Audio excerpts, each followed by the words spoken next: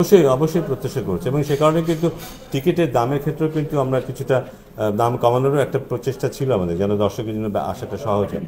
এবং আমরা আগের তুলনায় কিন্তু দর্শকদের বারবার বলে এসেছি যে পানির যে ব্যাপারটা, পানিটা সহজলভ্য হয়েছে। এখন খাবারের যে স্টলগুলো থাকবে সেখানে ঠিক দামে তারা খাবারটা খেতে পারবে। সো এগুলো নিশ্চয়ই দর্শকদের আকর্ষণ করবে। প্লাস যেহেতু ঢাকায় ভালো খেলা হয়েছে, রান হয়েছে, সেটাও নিশ্চয়ই তাদেরকে এনকারেজ করবে মাঠে আসার জন্য। আমি আশা করবো যে হাউসফুল থাকবে সিলেট স্টেডিয়াম। বিপ্লবের কোনো মানে শোয়া কিংবা আমরা ওইভাবে লক্ষ্য করলাম না এখনো পর্যন্ত।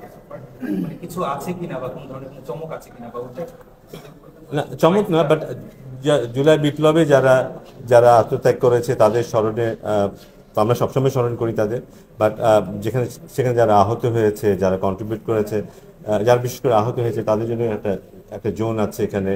এবং ডানা 36-এর ব্যাপারটা সেটা তো আছেই। আমার মনে হয় তাদেরকে আমরা সবসময় আমাদের সাথে রেখেছি। স্টেডিয়ামে তারা আছে আমাদের সাথে, উদ্বোধনের সময় তারা ছিল, এবং এখানেও থাকবে। হতে পারতো জিনিসটা হচ্ছে যে সবার নামেই হতে পারতো, কিন্তু যারা যারা যারা মৃত্যুবরণ করেছে তাদের প্রত্যেকের নামেই কিন্তু হতে পারে কিন্তু। বাট এগুলো যেটা হয় যে প্রতীকী হয়, কিন্তু এটা সাধারণত প্রতীকী হয়। বাট অফকোর্স আপনি বলছেন সিলেটে একজন আছেন, আমরা নিশ্চয়ই সেটা মাথায় রাখবো। ভবিষ্যতে যদি কখনো সুযোগ হয় তাকেও আমরা অন্তর্ভুক্ত করব।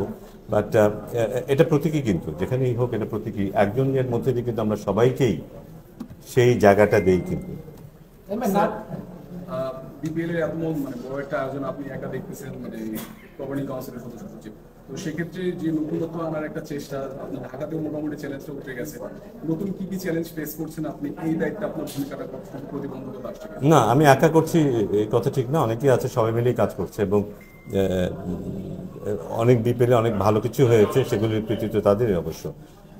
না, চ্যালেঞ্জ তো ডেফিনেটলি আছে, কারণ এক্সপেকটেশন অনেক, সবার এক্সপেকটেশন অনেক, যে এতদিন যা হয়েছে শুধু তেমনই যদি হয় তাহলে তো এসে কোনো লাভ নেই। আমার মনে হয় এক্সপেকটেশন অনেক, সেখানে কিছু কিছু জায়গায় আমরা ফুলফিল করতে পেরেছি। আমার মনে হয় মাঠের খেলাটাতে কিছুটা আমরা ফুলফিল করতে পেরেছি, কিন্তু মাঠের বাইরের বেশ কিছু বিষয় আছে যেগুলো আমরা ফুলফিল করতে পারিনি।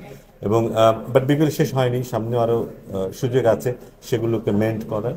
আমরা যে সিলেটে দর্শকদেরকে স্যাটিসফাই করতে পারি, চিটাগংয়ে তাদের দর্শককে স্যাটিসফাই করতে পারি, এবং শেষ লেগে গিয়ে ঢাকাতে দর্শকদেরকে প্রথম যেই লেগটা হয়েছে সেরকমের কোনো কিছুর মুখোমুখি না হতে হয়, সেই জিনিসটা এনশিওর করতে পারি, তাহলে ধরে নেব যে একটা ভালো বিপিএল আমরা উপর দিতে পেরেছি। এটার সাথে বিপিএল কি সব বিপিএল অনলি, বাস আমার মনে হয় যথেষ্ট এসে, তাই না?